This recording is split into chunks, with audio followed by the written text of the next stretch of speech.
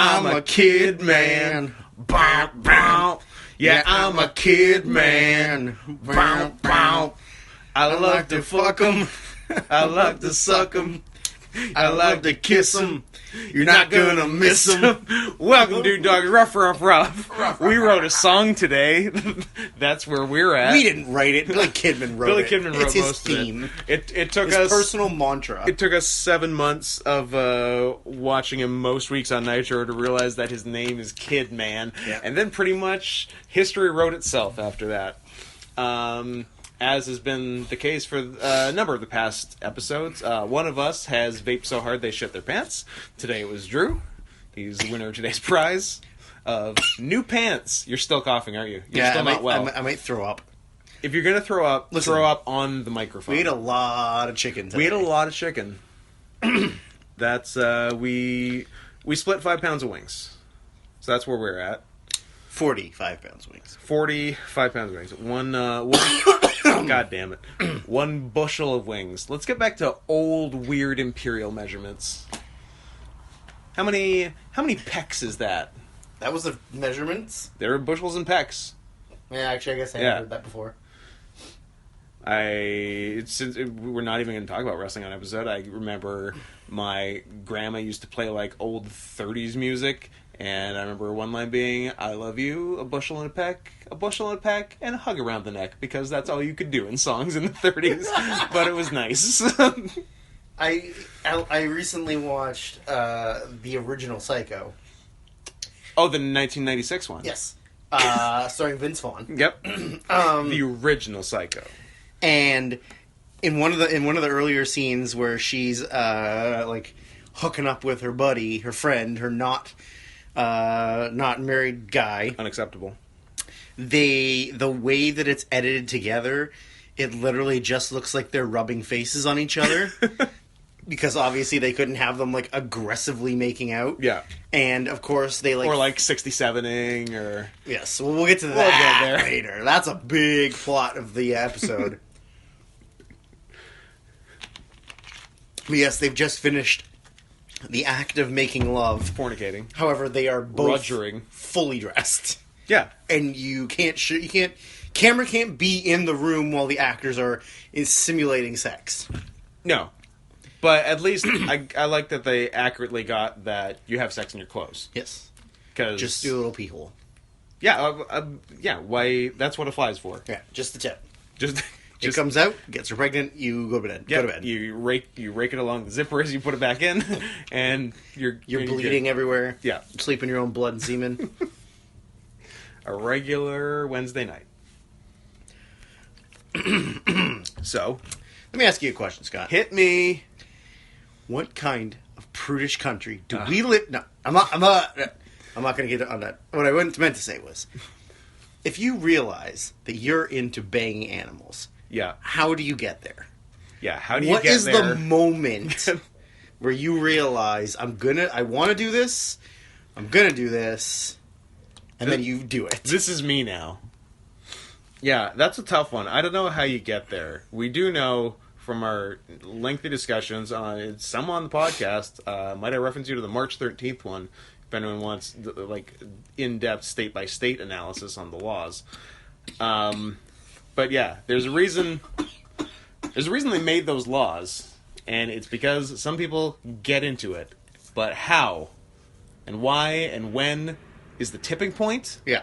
How do you ever come back from it? Yeah, that's another one. Is a tough one. Like, as you introduced me to, famed bestiality porn star, Cannibal Cupcake, like, got out of the game and, like, had a kid. Yeah. First of all, given her work, spoiler, she exclusively fucks dogs. I was surprised it was a kid and not... a litter? Well, not a litter of what? Oh, Of what? That very specific word. Of fox rabbits? Dude dogs! Oh, dude dogs. Come on, it's right there! Half dude, half dog! Come on! I put it on the T for you? I don't know. I thought you were going in the direction of what those animals would be because they'd be half human, half dog. I mean, Kelly does okay.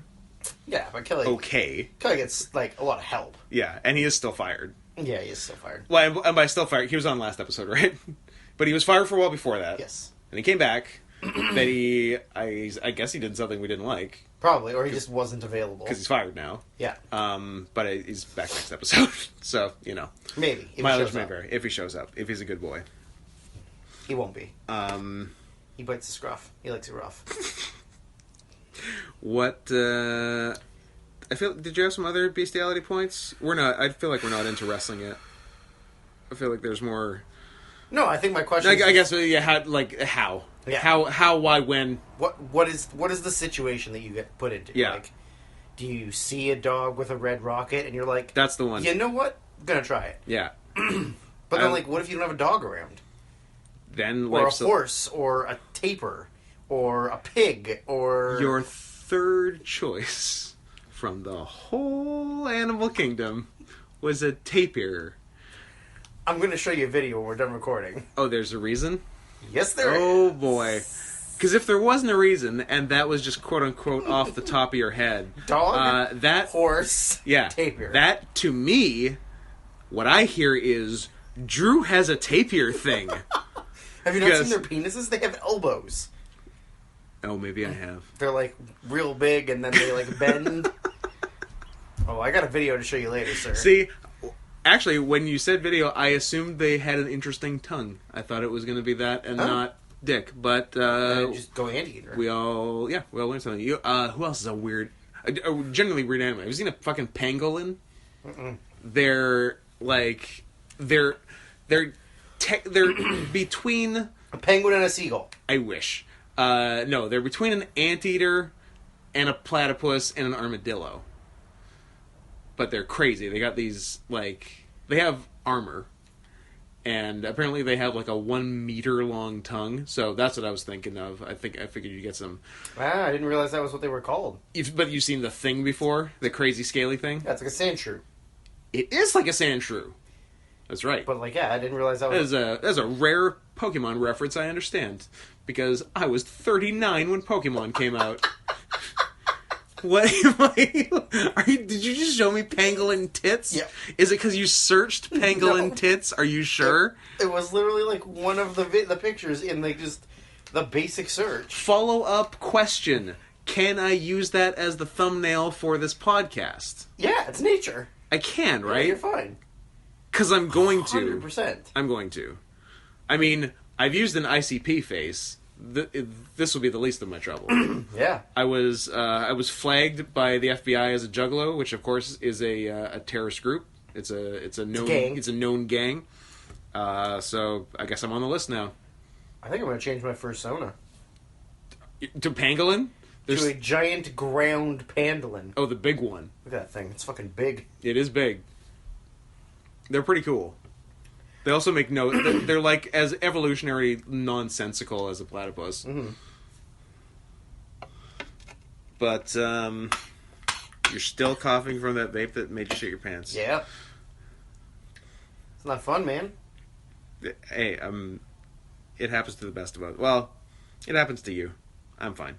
Yeah, episode. I've never vaped so hard I shit my pants. That's not something I would do.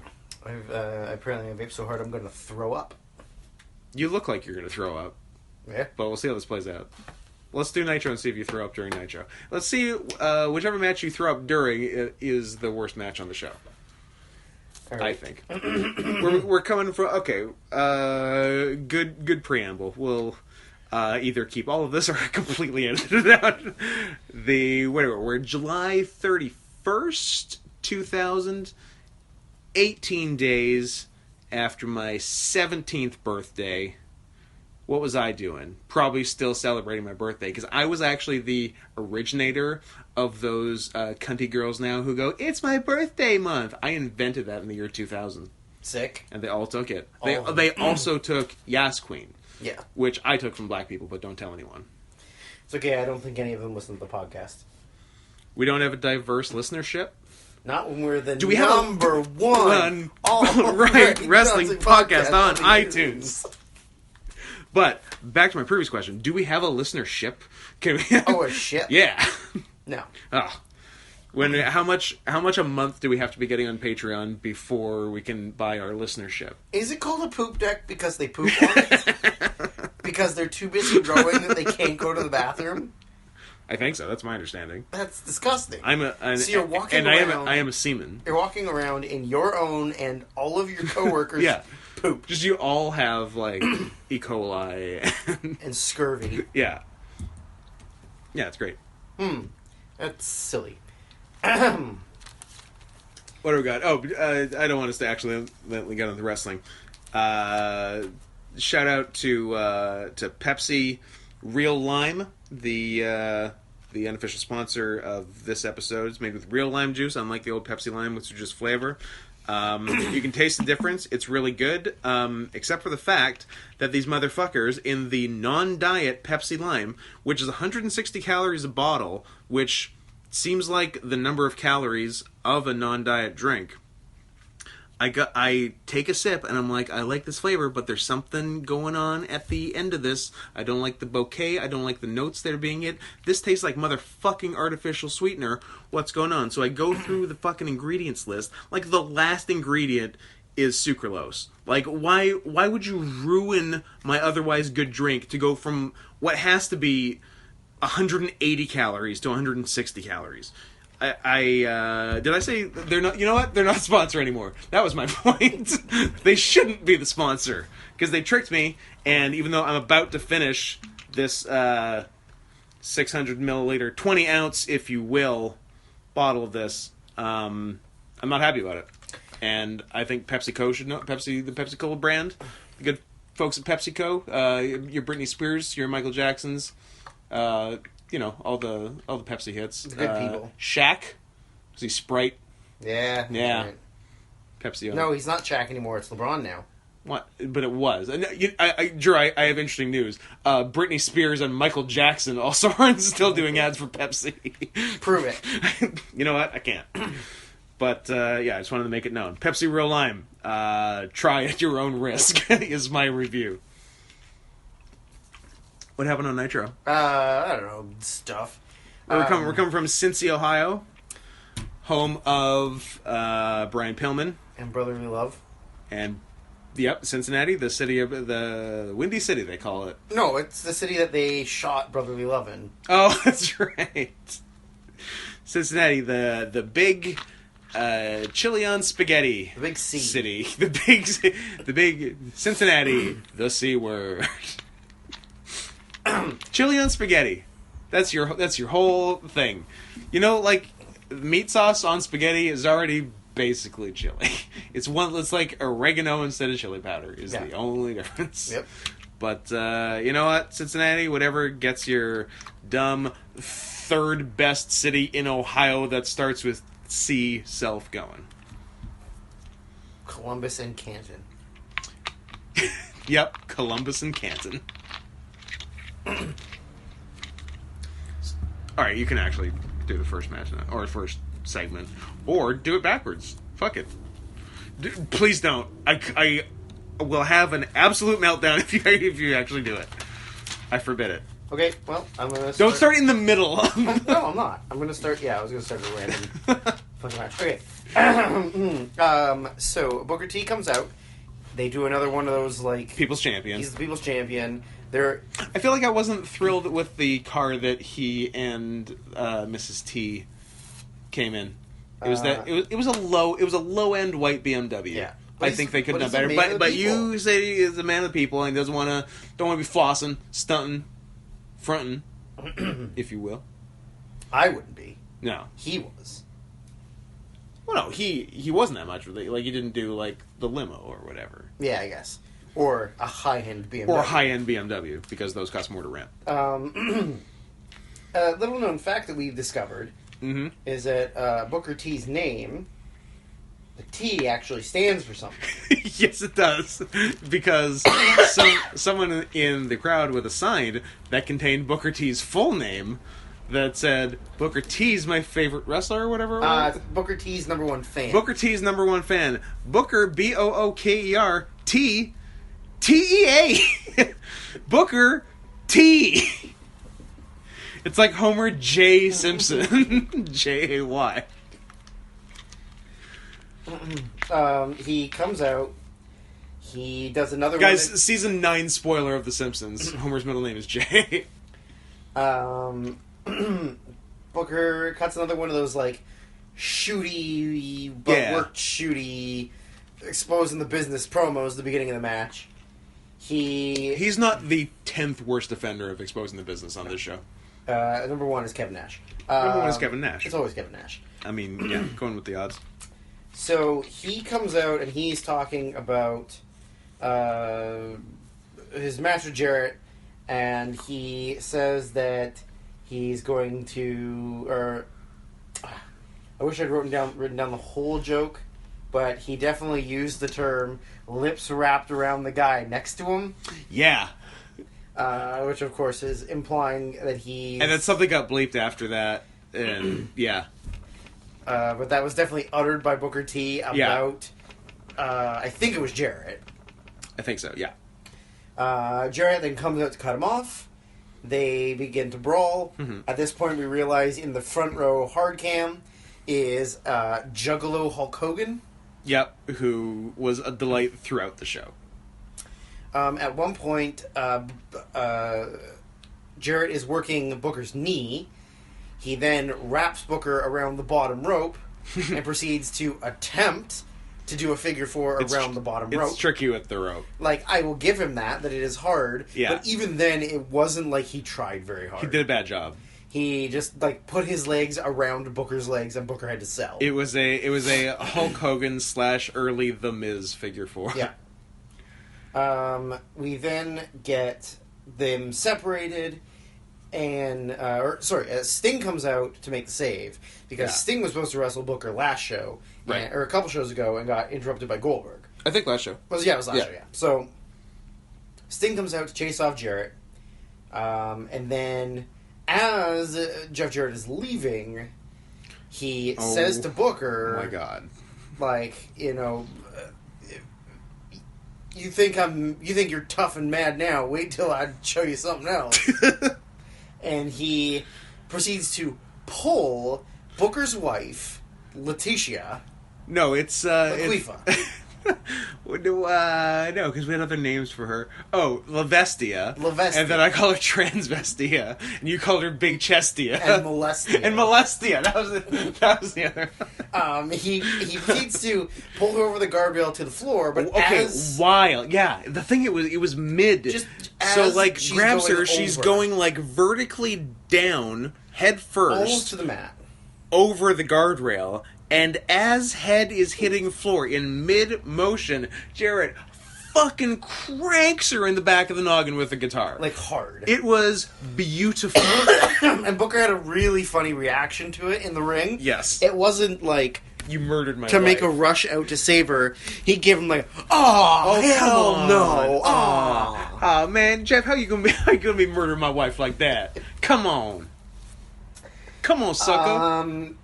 So after this, we go to commercial, we come back. Booker and Sting are helping the medical team look after his wife.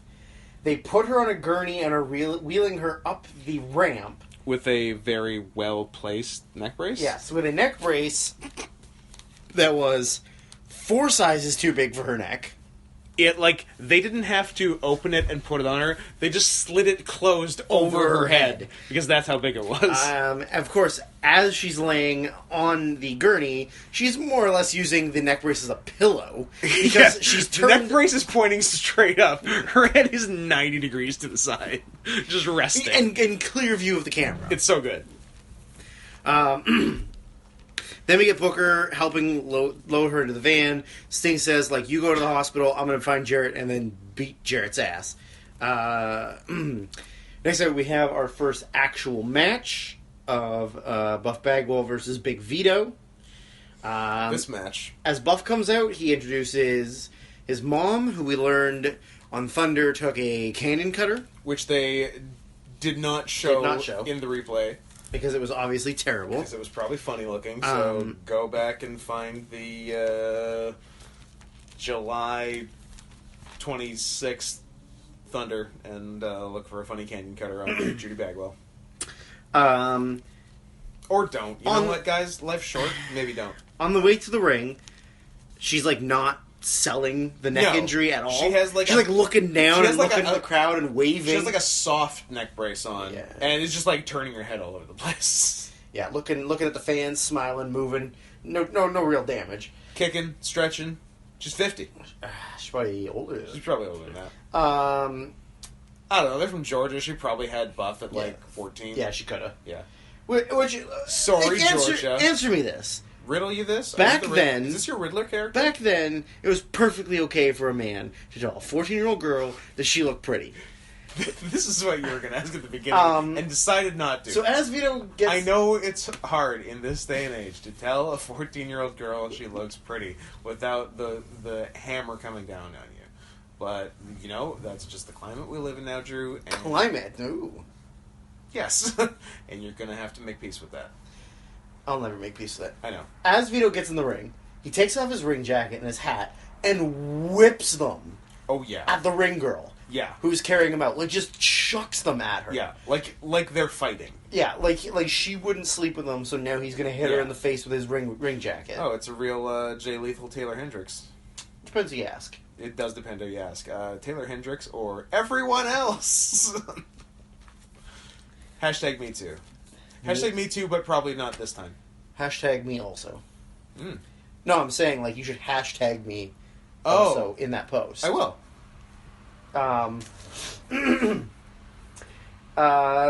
Literally, like, the only note I wrote about the actual match, I just wrote stinker. Yeah. Because it was super sloppy. It was very sloppy. They blew 2 spots. Yeah. One was... We really should have recorded this right after we watched it and not got high first. No, we did it right. I think our preamble was exactly the right length. So we must have done something. So at one point, a cameraman... So Judy's on commentary. I think there was a very poor, like, stun gun. Yeah, something like that. Getting necked across the ropes. Like, yes. Lifted badly for it. Yeah, like, not just poorly timed, Buff didn't jump, or... There was that. There was something else too. But, so the match itself was just, like, garbage. Like, everything went wrong. I blew... It was a blown top rope, because Vito went up. Buff tried to crotch him, and Vito didn't. But Vito hadn't climbed up yet, like, fully. So then Buff had to like, go back and awkwardly do it again. throw himself into the ropes to, like, crotch him. Yeah, that's right. And then there was a really sketchy-looking superplex by Buff. Oh, because Buff landed right on his own neck. Yeah, like, he bumped it hard. It's okay. He hasn't had any neck problems. No, never. So Judy Bagwell's on commentary. A cameraman moves into position to, like, film her. Yeah. And Buff freaks out, leaves the ring, grabs him thinking it's Canyon. Yeah. And then the whole time she's yelling at him, "It's fine, Mark, I'm fine, Mark." And then Buff gets back in the ring and loses clean to Vito. But not even like... Buff was distracted by that and, like, turned his back and got schoolboyed. Like, he went out of the ring, came back to, like, the apron, like, blocked something from Vito, like, kicked Vito, then did the slingshot sunset flip into the ring, and Vito just, like, reverses it clean and cradles him. Yeah. So, like, Vito just beat him. Beat him clean. Yeah. Weird. Then, Well, I guess they have 50% less Italians on the show now, so they got to make the most of what they have. Yeah, and he's 50% less of an Italian, too. Ooh, just because as we speak in terms of the time of this show, he's literally getting a new dick implanted right now, doesn't mean he's any less of a man. What if he's one of those ones with a pump, where he has to, like, attach it and pump it so it's hard? Is that what... trans women get? I was going to say, is that what the Black Eyed Peas song Pump It is about? It is, actually. Cool. Yeah, Fergie's all about that, pumping that dick. So, then we are in the office with the cat. Kiwi comes in. Yeah.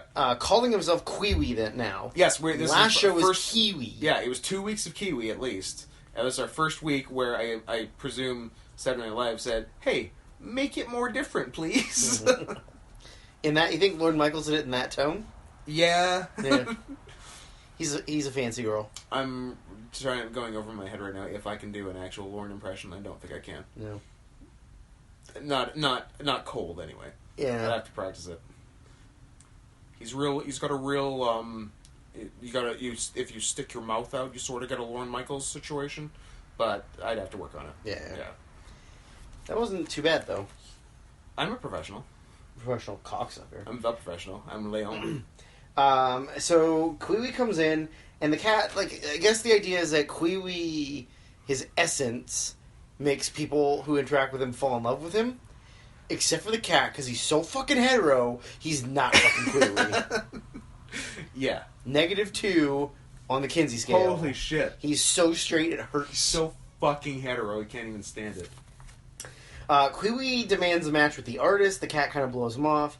Kiwi gets mad, loses his accent, and starts talking like a tough guy. Yeah, at which point I'm trying to, like, figure out Kiwi's whole gimmick. Because he's the stuff you said. He's like a gay hairdresser. Yeah. I don't think he's a hairdresser, actually. I think he's the costume guy. Sorry, he is the costume guy. The gay costume guy. Who, like, is also sort of the Hulk. Like, when he gets angry, he stops being a gay guy and beats you up. Gay guy to, like, muscly bro. It's like or, like, gay alt-right guy. Yeah, it's like gay Hulk. It is, instead of Bill Bixby, it's Bill Dixby. Sure. Bill Bixby played Lou. Yeah, he played Lou Ferrigno.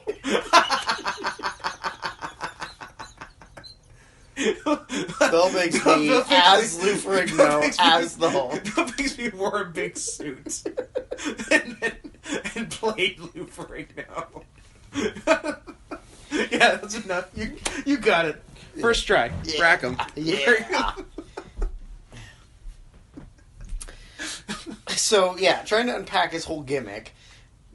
And yeah, he's fascinating. He's weird. So he gets mad at the cat. The cat goes like, I don't give a shit. No one cares. Just go. Fine. Yeah. In the back, I wrote Panda Perfect Poon instead of Pamela. I didn't even know what that was a reference to, but of course it is. Yeah. The backstage female interviewer, Panda Perfect Poon. Yeah. She interviews Canyon. Canyon threatens to give her a canyon cutting.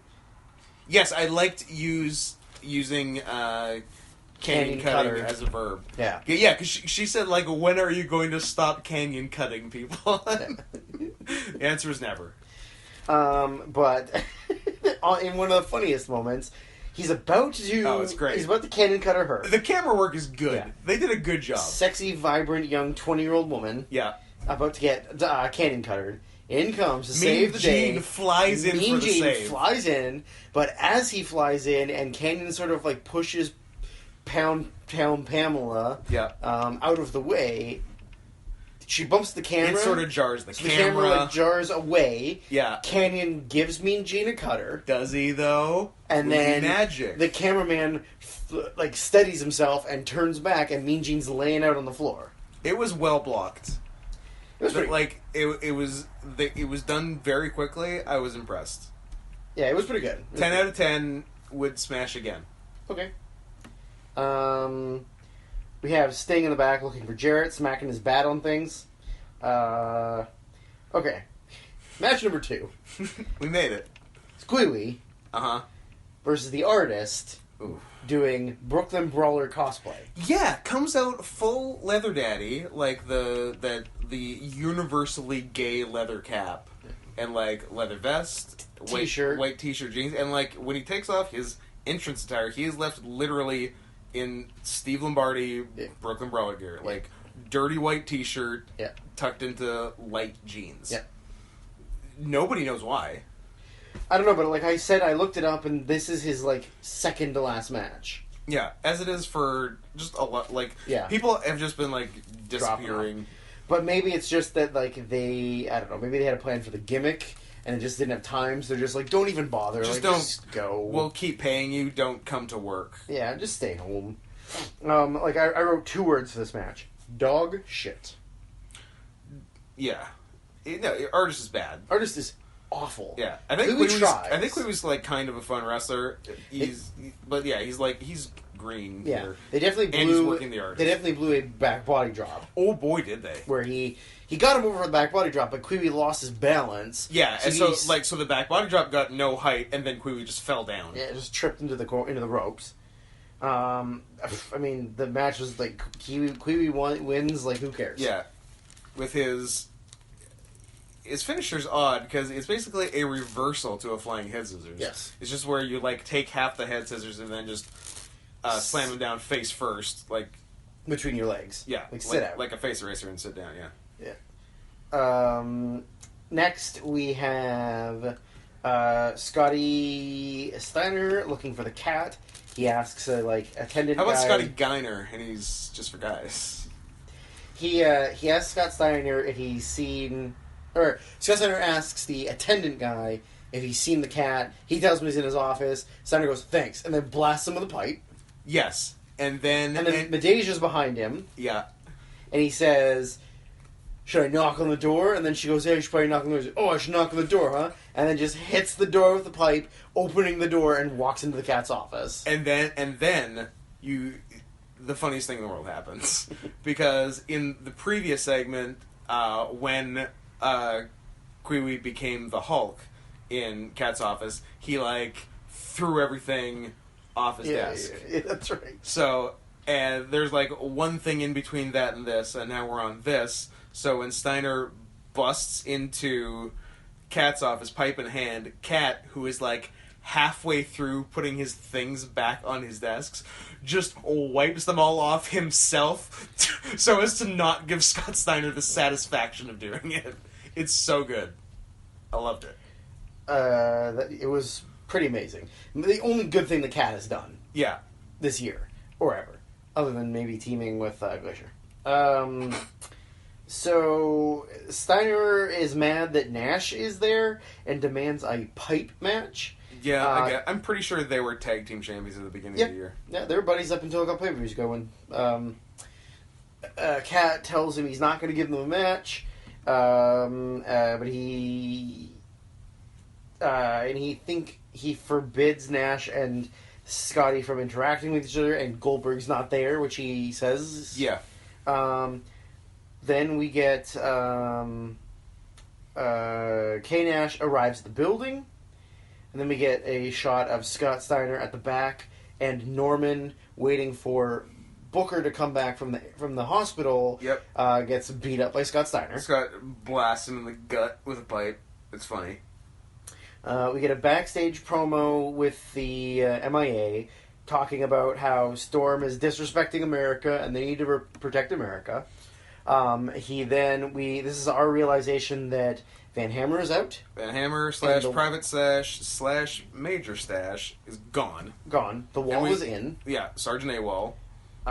With no mention, so maybe he joined on Thursday, or maybe this is just him joining now. They're just like, hey, isn't that the Wall? Check him out. The Wall's real name is Malice. So we were expecting that. So the announcement is that they're going to send Lieutenant Loco out to beat Lance Storm. So it's a cruiserweight title match. Yeah. We had high hopes for it. Yeah, it had potential. It did not deliver at all. It was really nothing. Yeah. I wrote that Chavo did the worst. I landed on my leg. Weird. I'm hurt. Yeah, because he did he got shoved off the top and did a backflip, landed on his feet. Landed fine. Fine. Seconds. 1 Mississippi. 2 and Mississippi. Then, I hurt my leg. And so he's hobbling around on one knee. Then there is a moment where Chavo gets up and moves, maybe turns the wrong way, Lance sort of runs over to get him and loses his balance, and then just falls on his back and takes a back bump. Yeah, and then Chavo gives him a move. He looks really fucking silly. Yeah, but he had a great finish. Rocked. So it was Lance in control, right? No, I think it was Chavo in control. And then Lance reverses something, goes for a powerbomb. Chavo gets him. Chavo goes up to the top. Right. For Rana? Maybe Rana. Yeah. Lance gets him down into powerbomb position. Yeah. And walks him out. Yeah, that's right. And then Chavo tries to reverse with the Rana. Chavo gets halfway down with the Rana. Lance grabs a leg quite smoothly. Boom. Maple Leaf. Tap out. Triple champ. Third Nitro in a row. Third new title in a row. They are booking Lance Storm amazingly. And nothing can go wrong. What happened next, Drew? Bum, bum, bum, bum, bum, bum, bum, bum, bum, bum, man, not mess with Wolfpack, because they'll bury your career and make you a jerk. At first, that's true. When you were first doing it, I thought you sounded deaf. Don't turn your back on the Wolfpack, or you might wind up in your body bag. It's impressive that you just signed that whole thing, right, to me, word for word. That being said, it was, and it's amazing that I understood that word for word. To be fair, the sign language is just the Wolfpack sign over and over and over and over. Just bang, bang, bang. Just doing staccato Wolfpack. Bop, bop, bop, bop, bop. So Nash's music plays. Nash comes out and tells Lance to hit the bricks. Lance gets in his face. Lance stands up to him. Good, because he should. Because Lance doesn't seem like a guy who takes shit. And then Nash tells him to take his little belts and go to the back. Yeah, I don't care that you have 3 singles titles and I'm just Kevin Nash. But then proceeds to just immediately cut him off when he tells him to get the belts and leave. Yeah. So Nash heals Lance Storm. Yeah. And then Lance just bails out with all the belts and gets away. He gets treated like a total fucking geek. Complete bitch. So Nash is in the ring, and Nash cuts the longest fucking nonsense, if you, like Goldberg, you think you're tough, I once got in a fight with 9 guys and fucking broke all their bones, and then, it's just nothing. None of it is worth a damn. Who is he accusing of working themselves into a shoot? Was that Goldberg? I think it was creative with him, Goldberg, and Steiner. Right. He also, that's the first of exposing the business by saying booked into a corner. He then worked into a shoot. Booked into a shoot. Booked into a shoot. He then says that he's always been a professional in the ring, except for one time when he was working for the WWF. So there's the second time, where a certain wrestler didn't want to do the job to him, even though he was champion in his hometown of Montreal. Because it was weird the way he said it. Because a certain wrestler, and we're like, who? Going with the odds, it's Sean, even though they're friends. Yeah, or Hogan. And then he said a certain Canadian wrestler, and we're like, okay, I guess Brett. Something happened with them. I don't remember anything specific. Yeah. And then he said, I don't remember his wording, if he actually said wouldn't do the job or whatever, but it's something like that. I think he said, wouldn't do the business or wouldn't take the fall. Yeah. In his hometown of Montreal. And we're like, wait, Montreal? Is it a Quebecer? And we're like, is it... Like a Rougeau or... A Rougeau or PCO as Lafitte? And so we look it up. September 15th, 1995... Diesel versus Jean-Pierre Lafitte for the world title in Montreal goes to a double countout because he would not lose in Montreal. And then September 16th, 1995 in Quebec City, Kevin Nash beats Jean-Pierre Lafitte in a world title match via jackknife powerbomb because he'll job in Quebec City. Yeah, because Quebec City and Montreal are 2 different places. What other mid-card wrestler could refuse to job in their hometown? Ludwig Borga. Fair enough. In what, Reykjavik? No, I think he was from... Or was he Eastern European? From Finland. Finland. But I think the actual dude was Helsinki. From, Estonia or something like that, so... Tony Home, right? Yes. Fought on Pride 1. Yeah. And then died. At Pride 1? Yeah. No, I think he was he might be Finnish, actually. He was in the Parliament or something, and then he, I'm gonna, as we discuss other possible people that wouldn't lose in their hometowns, I would imagine that the Road Warriors, would never lose in Chicago. True. They'd also barely lose anywhere, though. Well, I mean, so Chicago's... And I don't feel like Jean-Pierre Lafitte is at Road Warriors level. No. As far as he is in fact Finnish. Yeah. Or was Finnish. Spoiler alert, he's dead. He has stopped... Whoa! He has stopped being Finnish. Hey, what happens when people stop being Finnish and start being real? What do you point Suicide. at? Justifiable suicide? Oh, is he? Self-inflicted gunshot wound. Did you say justifiable suicide? I did, actually. That can't be what you meant. I don't... That is a funny term, though. I don't know what I meant. Like, guys, sorry, Dan's not on the podcast next week. He's the victim of a justifiable suicide. I think what I meant was, is this a suicide that we... For the list. ...are happy with, is what I think I meant to say. Me and Drew's new activity is just going down a list of wrestlers who have committed suicide and determining whether or not it was a good idea. He was trained by Masa Saito. R.I.P. also. R.I.P. But I also said what would be really funny is if you created your own Twitter account, a brand new Twitter account, and you only followed Twitter accounts of dead wrestlers. So your news feed is always empty. You are hopefully have 0 followers, and all the things you are following are dead wrestlers. Andrew Test Martin, Chris Canyon Wrestling, Brian Christopher, Lawler, like whatever. That's all the only. People just find your account and like, I wonder who he's following. Oh, huh. So he doesn't get anything new in his feed. I don't have to read anything on Twitter. He's literally waiting for the first wrestler to come back from the dead and then tweet. Is your game. Okay. So next we have... he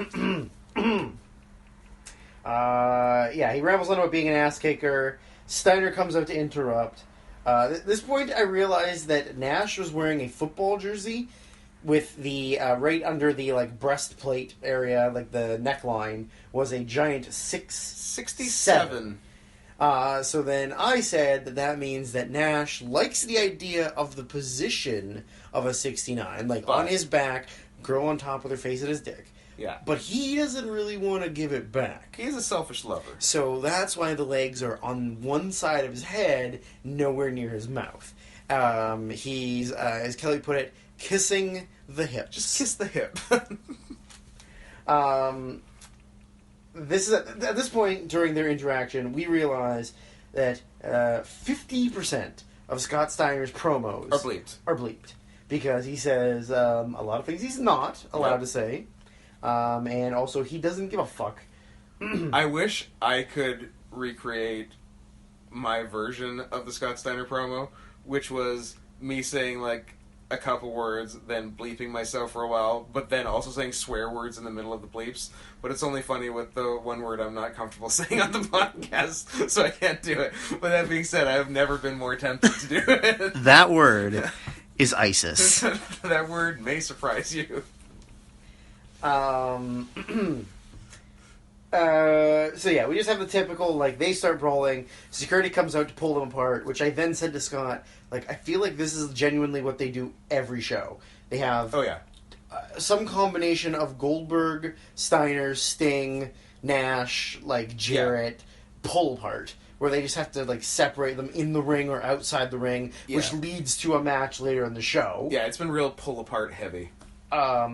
After they get separated, they show Nash in the Cat's office, where he says, someone's going to die tonight, and it's not going to be him. Spoiler alert, everyone dies. They've been dead this whole time. They were in purgatory, and they didn't get to cross over until they realized all the things in their life that they had done. Damon Lindelof and Carlton Cuse, you got me again. Twice in a lifetime. Executive producer J.J. Abrams. Bad Robot. Your autism is in full effect tonight. I'm good. I think the Smoking Loud either helps it or makes it worse. I would say it makes it worse. It might be that. Smoking Loud! Nash wants a match with Steiner. Also,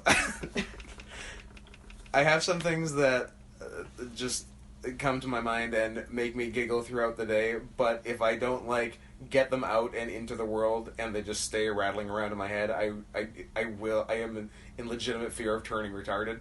So I usually just type them out and send them to Drew. And then I save them in a manifesto just in case Scott ever does anything I need to incriminate him for. Yeah, Drew saves it so when he justifiable homicides me, no judge will convict him. But the two I sent Drew yesterday were wet back, more like wet front, That was a good one. And the other one was me imagining Jimmy Hoffa as an Asian masseuse at a parlor, like, doing an offense, like, even though he's Jimmy Hoffa, just doing an offensive Asian accent and saying, Jimmy Hoffa, jerk you offa. So that one got me good for a while, but then I had to get it out because I knew it was poisoning me. But I feel better now. Jesus Christ. So yes, Steiner wants, or Nash wants to match with Steiner. Cat, again, being in charge, but also not really caring.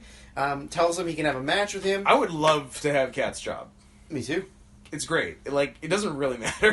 You get paid, what and you do. nothing you do matters. You do 2 hours of not work a week. Yeah. You do your job terribly for 2 hours a week. Actually, kind of like what we do with this podcast. So, I guess it makes every week. Wait, just terrible. do we have the Cat's job? We need to wear fancier clothes, and then I think we're there. We need some Oakleys. And dance. And dance. We need to dance more.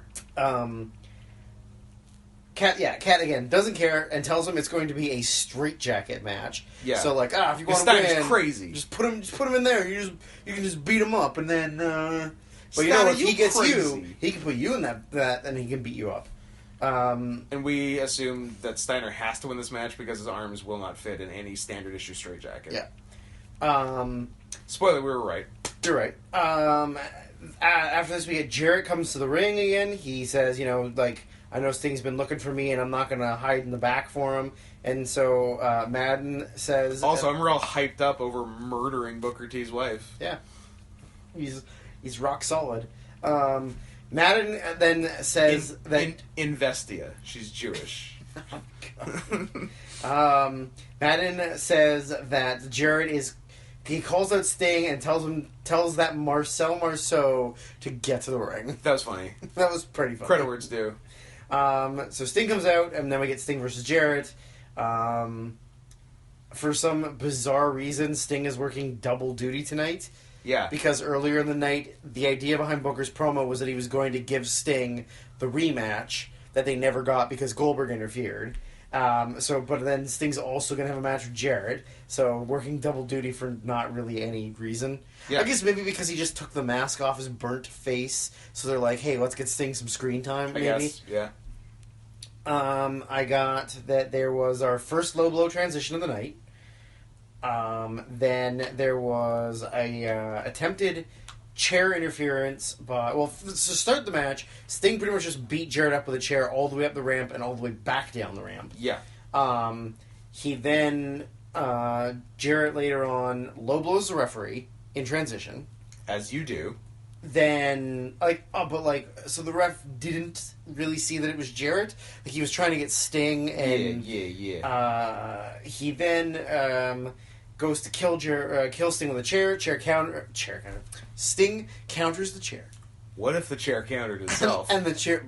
Wow. The chair Galaxy brain shit. The chair lands on the apron. Sting goes to give him the Scorpion Death Drop on the chair. Yep. Don't misses hit it. by 10 feet. The announcers Tony lied to us. Schiavone tells us that his head landed on the top of the Lies chair. right to my face. Which it didn't, because we saw it. And then... Tony, you fat bitch. And then a clean win, sort of. Yeah, pretty clean. Like, for a Sting Jarrett match, hella clean. Yeah, especially going into the pay-per-view where Jarrett is your number one contender. Doesn't matter.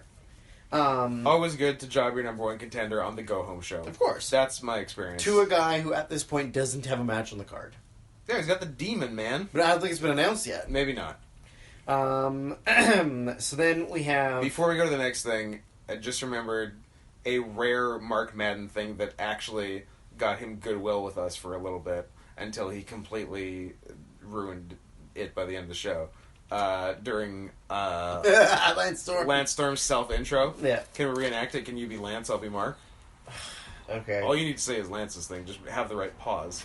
And that's how we do it in Calgary. Where's that? Alberta, Canada. Ah.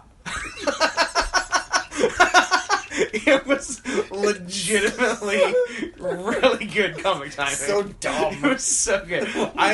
Okay, Steve Schneider, one Mark Madden fan in the world who's listening to this, unless Mark Madden is also listening.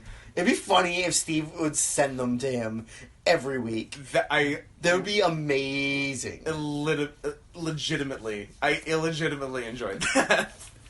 That was really funny, but he completely lost any goodwill he had built up over the course of, like, even just the next 20 minutes of him opening his mouth. Yes, but just saying dumb things. It was, you know what? For a brief moment, me and Mark, we were okay.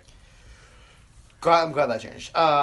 Next, we have the Perfect Event coming out in jeans, which is weird because we thought they were in the match. It really seemed like they were, especially because the title card said World Tag Team Title match. Yeah, normally when you put what the next match is about, some people that are going to come out might be in the match.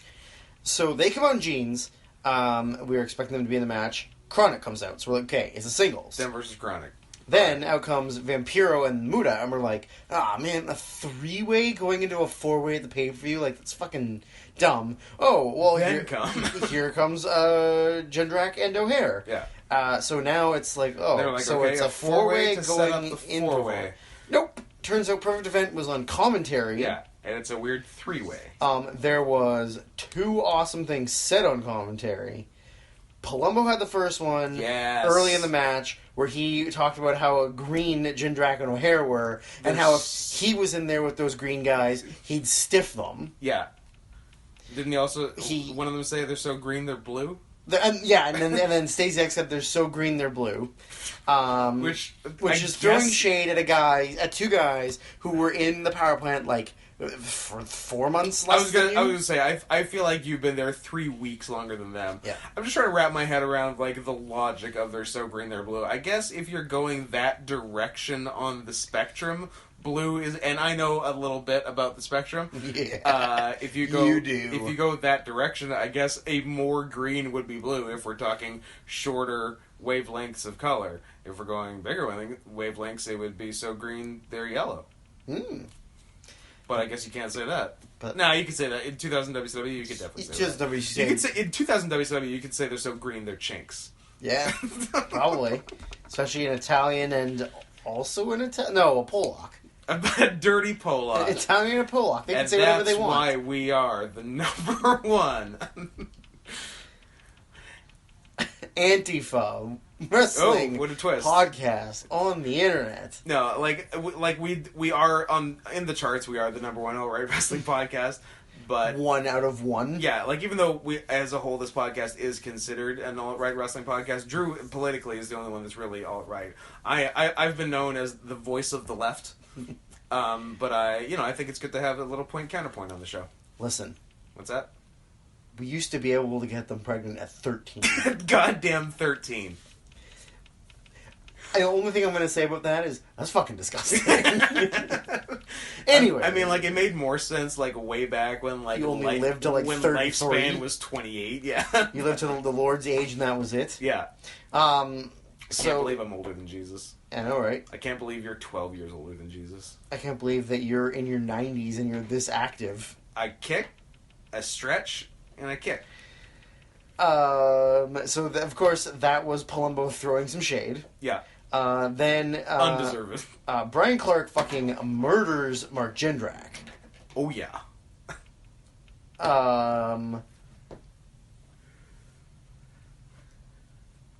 Oh. Get stuck? No. You good? So, at one point, Vampiro's in. Yeah. With one of Chronic. I think it's Brian Clark. He then tags in one of Jindrak or O'Hare, who come in to do a double team move. Vampiro goes out to the apron. Yeah. Then one of Jindrak or O'Hare goes back out to the corner that they had already been in when they came in. Yes. Turns out that Muta and Vampiro are now in that corner. Taken their corner. So that they, like, quietly move. No, yeah. For, like, a couple seconds, they all stand in one corner. Yeah, and they're like, oh. And I'm like, oh, yeah. So they move to another, like, the opposite corner. Yeah.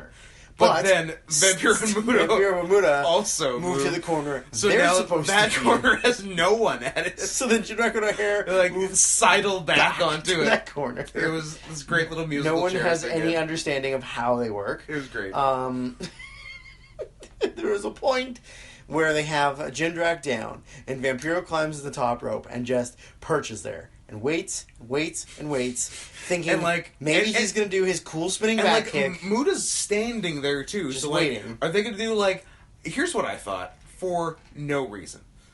I don't know. You can make a case for it. Vampiro has been known to do a top rope spinning heel kick. Or a missile drop kick. Yeah, I thought they were going to do a top rope total elimination. Because Muta was kind of standing in the right place to do, like, the sweep? The low sweep kick. Yep. But, no. Yeah. He stood there forever. And then does a lazy diving clothesline. Yeah, like a sub-cane. Yeah, and now that he's a full-on juggalo... He sucks. Scott First of all, proposed the idea that juggalos don't do cool top rope moves. Yes. Which I don't know if that's true, because I feel like Shaggy 2-Dope did some cool stuff. Yeah, I think he did. Nothing amazing. Like frog splashes, though. Yeah. Some of those frog splashes were pretty good, too. Yep. Then, I don't know, the match just, like... de-evolved into just the match became self-aware, and they're like, oh, this is a 3-way tag, and a lot of us are bad. Yeah. So then it became that. Yeah. With like all 6 people in the ring just like doing nothing. Yeah. What was like people were like falling over each other, and then it was became it was almost like certain people didn't know like what the next spot was, so they were just like not in any position. They all just kind of stayed in the ring at like in the way of each other. And then Vampiro gives Jindrak a body slam so that Vampiro can go up top to do a move. To get him down with a body slam and go up for like a top rope splash or leg drop or something. Yeah. However, Jindrak like no sells the body slam just gets because right up. Because he needs to be back up to do a top rope Rana, so he bumps and immedately feeds the ropes and gets up and walks to the corner. Just like meets Vampiro at the ropes. He then he does a top rope to Jindrak, and then O'Hara does a Swanton bomb, which are like, hey, that's the finish. Yeah. But then it wasn't the finish. He just kicks out. Because Chronic gets back in. Yeah. Chronic grabs Muta and give him the fucking Brian Adams gives him the death penalty, or no, what's his called? I don't remember what Adams' is called. The Full Nelson Slam. Full Nelson Slam to Muta, which we thought would look bad because we saw a clip of one from Thunder. It looked really bad. That looked real bad. This one was fine. This one was decent. Yeah. So now Vampiro and Muta have both been given finishers. Vampiro fights back up and takes a move from Jindrak or from O'Hare, and then the referee is going down to count the pinfall victory for Chronic, who's already making the pin.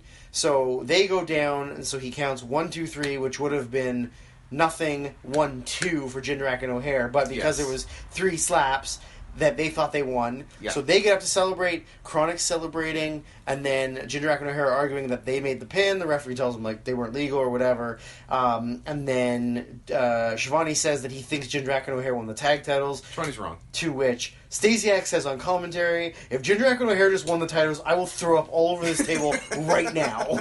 Which is a great threat. Which is a great threat. Basically the threat you made at the beginning of this podcast. Yeah. And then Stasiak didn't understand how mouthwash worked. Oh my god. So Muta starts doing mist, as Muta is wont to do.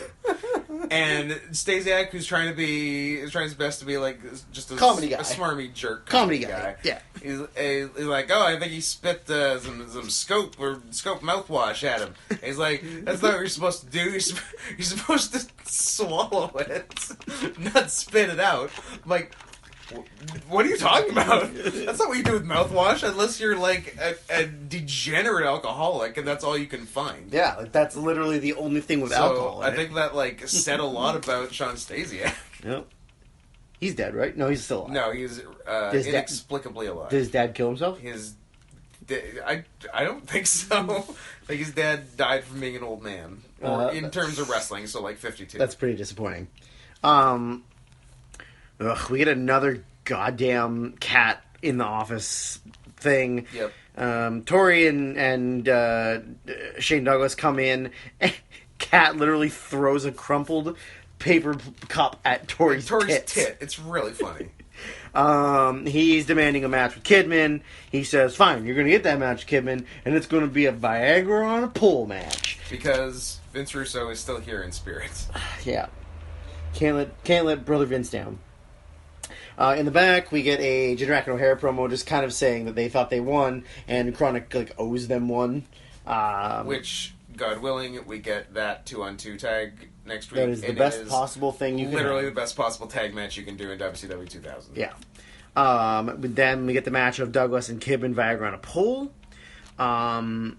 This match was nothing. Yeah. It was Kidman no-selling the Pittsburgh Plunge. Yeah. To cut Douglas off. Just had to get right up and cut him off.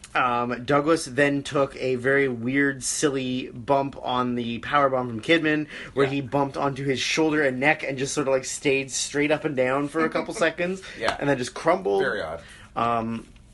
But the finish of the match was just awful. Yep. Tori gets up to distract the ref forever. Kidman climbs up and grabs it, and then when he grabs it, Douglas low blows him. Yeah. Low blows him. Oh no, hits him with his the franchiser. Yes. Kidman jumps down from the top rope and turns around and eats a franchiser, which makes the bottle like explode for some reason. It wasn't supposed to. And then so there's like pills over the ground.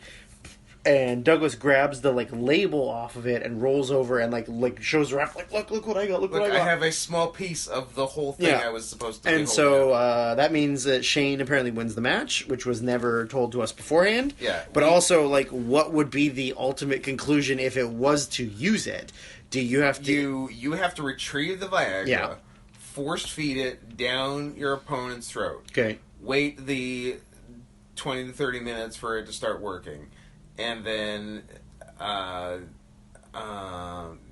get his dick so hard, and then you have that he taps out. And then you have to wait for more than 4 hours, and then you have to call a physician. Is that how it works? Yeah, that's the warning they always put on the thing. Before erections lasting longer than 4 hours, please call a physician. What if they last 3.5 hours? Then party. 4:02. Hard and fast. Interesting. 4 hour. So this. Maybe you retrieve the Viagra. You take as many as you can. Yeah. Get your dick so hard and stab your opponent into submission. Yeah. In various holes and sockets. You can even make a new one and stab them there. Sure. Are you done with your stabbing holes? I think it might sound a little something like that. I wish I had a jar of mayonnaise right now.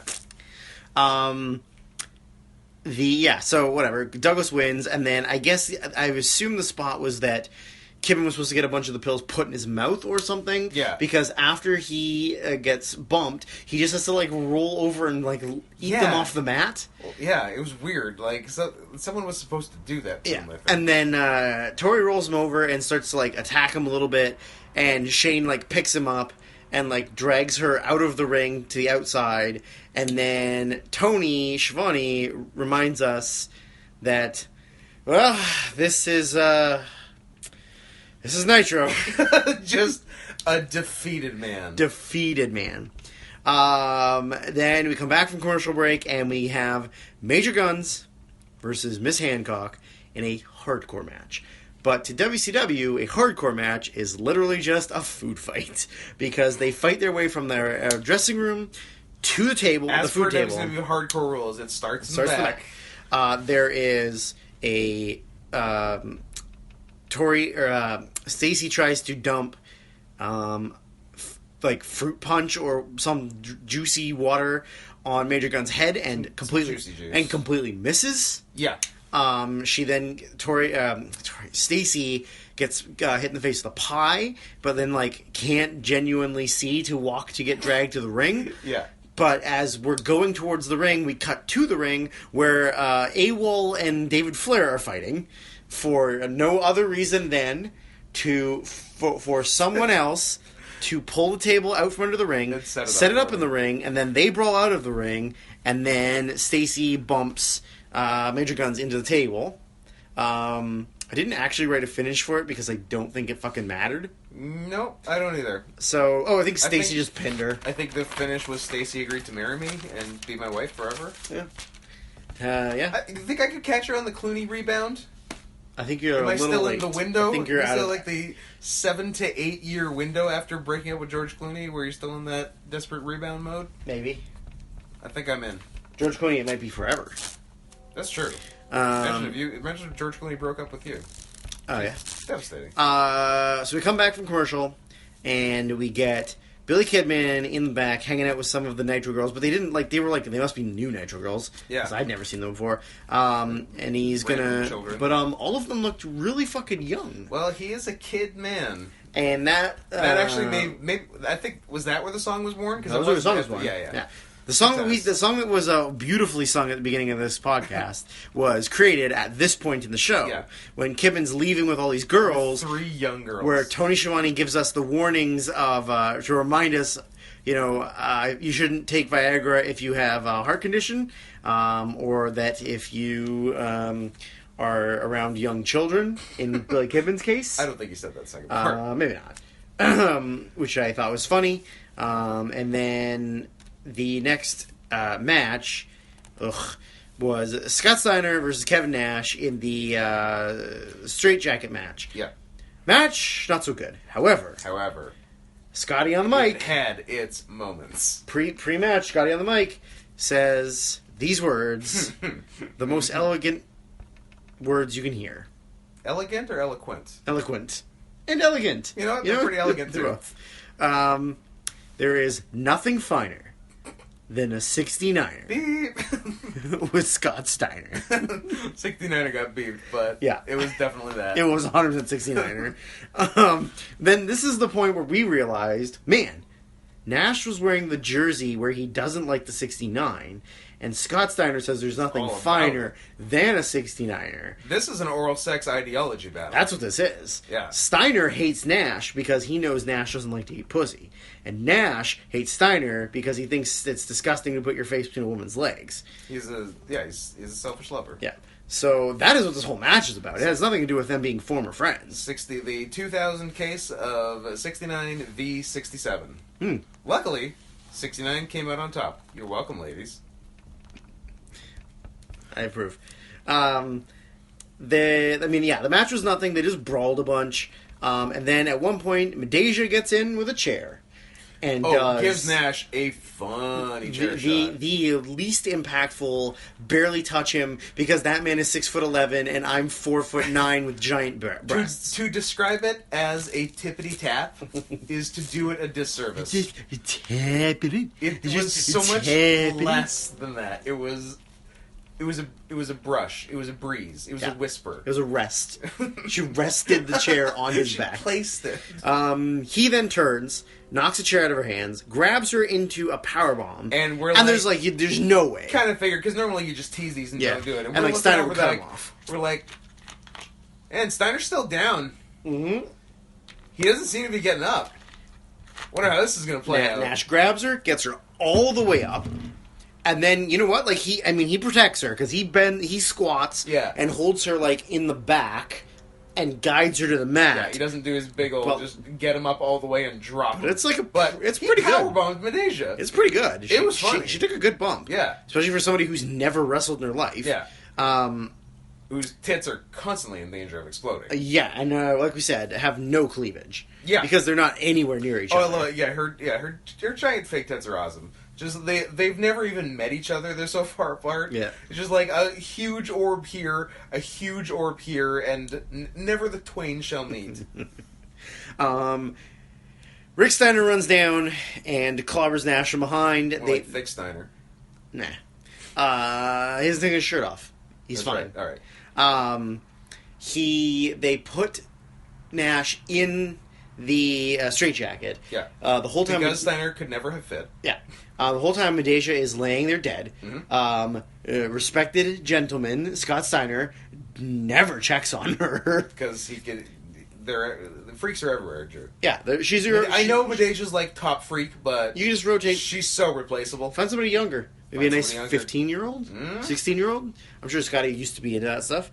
He doesn't check on her ever. Her well-being is not important to him.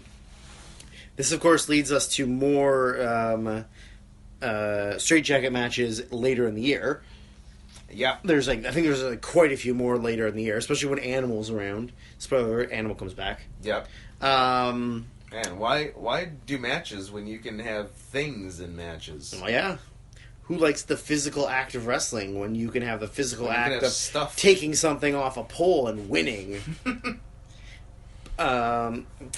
So now it is time for the main event. The main event is Sting versus Booker. The match was good, not great. I don't really remember anything special about it. Yeah, but I don't. There's nothing bad about it. There was no botches or anything. It was perfectly competent. It was just nothing overly exciting. At one point, Sting takes a bump to the floor, and some unseen man pulls him under the ring. Although when it happened, you could clearly see it was the Demon. Yeah. Also, we're like, what if Sting hadn't fallen to the floor right there? Demon would have just sat under the ring all night going nuts. I almost had him. Missed him by that much. Is that a good Don Adams? I don't think it was. Should I go back to Lorne Michaels? I missed him by that much. No, I feel like that's... No, that's Dr. Evil now. Yeah. Wait, is Lorne Michaels Dr. Evil? Oh, maybe. It actually might be. Maybe he's based off him. He How about Dr. Knievel and he does stunts? But then how's he a doctor? He got his doctorate in risk management. Doctors are stupid things. I just wrote down bad combos because there was a couple of there was a duck on a clothesline that wasn't an actual clothesline. Yeah, that didn't look good. Booker tried to do the go into the corner, up and over, turn 180 sunset roll. It was blown, but they did technically at the end of all of it sort of end up in a sunset. Yeah, Booker did a good job of saving it. Because I can't believe he saved it even as well as he did. Sting came in late, so Booker was already coming down. I want to say Sting forgot it was going to be a sunset flip and not just a regular up and over because he came in like it was a regular up and over. Yeah. But yeah, so there was a little bit of sloppy stuff, but then surprisingly there was a completely clean finish. Yeah. Bookend 1, 2, 3. There was no bullshit and no interference. There was nothing until, of course, after the match. There was a bunch of stuff. But... I get maybe that's to a degree why Sting got a win earlier in the night, so he didn't just come back and lose. Yeah, that makes sense. Yeah. So after that, Sting rolls out of the ring and just grabs a Demon out from under the ring and starts beating the crap out of him. Yeah. Then Vampiro and Muta come down and attack both Booker and Vampiro in a series of things that has become recurring on this... recurrent is where you have a current again. Oh, yes, where you reconnect the circuits and it flows through. Oh, I was thinking the berries. Red or black. Not AC/DC. The other kinds of currents. Yes. There is a running sort of gag that goes on of people taking bad whips into the guardrail. Yeah. We got another one. Vampiro took a very gentle, brisk walk towards the direction of the guardrail, and put his hand on it and leaned into it a little bit. Yeah. Definitely didn't want to take that bump because he's not in the match while we take the bump. Nope. Vampiro overnight became the laziest wrestler in WCW. While Sting is beating up the Demon, Tony Schiavone says, that's the man that used to be Dale Torborg. Yes. The Demon used to be a man. Yes. So what is he now? As I said, now he's a bat. I was a man. Now I'm a bat. There is a... Jarrett comes down to join in on the beating up of good guys. Yep. He then decides to lynch Booker by the leg. I wish I could disagree with what you said, but that's what happened. The Dark Carnival drags Sting up to the Demon's sarcophagus. Yep. And locks him in it, and then the Demon grabs a flaming sword. Which was pretty cool. And breathes fire onto the sarcophagus. Now... As soon as it lit on fire, there was crew off camera spraying fire extinguishers to put it out. They did not work. But they gave up real quick. Yeah. It was one or two sprayed sprays. It put nothing out, and then they stopped. And then they were like, oh, this is backfiring. They're like, oh, I guess Sting dies tonight. Yeah, so... I guess that was part of the story. Maybe. That did look pretty cool, though. It looked cool. He did a good fire blow. Yep, and then as Jarrett is hanging Booker up by his leg, I said, I will only accept this if Jarrett blasts him in the bad knee with the guitar while he's hung up. Well, it's a good thing you drew a picture of it and put it up on your vision wall, because it was dreamed and then it was manifested. It was dream captured. You got your wish. It was perfect. I done it. It looked good. I enjoyed it. Yeah, it was good. I like that spot. That was a cool spot. Yeah. And then we went off the air to never watch another Nitro again. Except, like, I don't know, 20... Like 28 more. Ugh. like a bunch. Maybe it's not that many. I feel like it's a lot. Maybe we should just let Dan record a bunch by himself. Just Dan solo. Just so that we can get rid of a bunch of them. Well, it came in today at a tight hour 15. That's not bad. Very nice. Especially Perfect. considering how fucking high we are. You're high. I'm perfect. At least I'm not coughing still from that one giant toke I had. Yeah, but you still need to change your pants. Toka and Razor. Wow. Deep TMNT cuts. Yep. But we should probably... Occam and Razor? It could be Occam and Razor. We should probably let y'all go for tonight. We'll be back next week. And remember, good night.